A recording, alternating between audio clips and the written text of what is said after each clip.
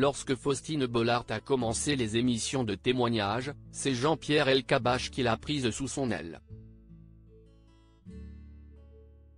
Mais le journaliste lui a fait une remarque qui l'a profondément marqué. Elle l'a rapporté dans Quelle Époque. Ce samedi 27 janvier. Faustine Bollaert officie en tant que journaliste et animatrice de télévision depuis plus de 20 ans.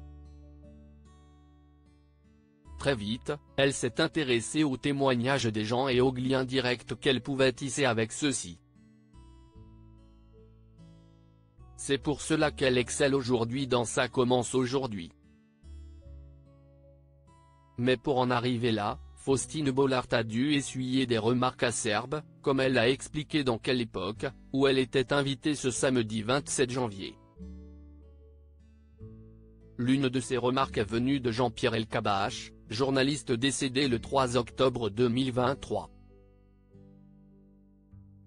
C'est lui qui m'a donné ma chance sur Europe 1, où il m'a donné une émission de témoignage. C'est la première fois qu'on me permettait de parler aux Français, donc j'étais hyper heureuse. Mais j'étais encore débutante. Il m'avait regardé et il m'avait fait, en fait, vous êtes un diamant brut avec plein de merde autour. Et mon travail, ça va être de nettoyer ces merdes. Les invités et les chroniqueurs de Quelle Époque. Choqués par cette phrase de Jean-Pierre Elkabbach. En entendant cette phrase sur le plateau de l'émission, Léa Salamé a semblé choquée. Évidemment, c'est ultra violent parce que les mots utilisés dans son bureau rue François 1er à Europe 1, on était un peu impressionné, de la part d'un monstre comme ça. Et en même temps, il m'a donné ma chance, il m'a mise derrière un micro, a tenté de relativiser Faustine Bollaert. Autour de la table de Quelle Époque, tout le monde s'est alors demandé, non sans quelques traits d'humour, à quoi Jean-Pierre Elkabbach faisait référence lorsqu'il parlait des merdes.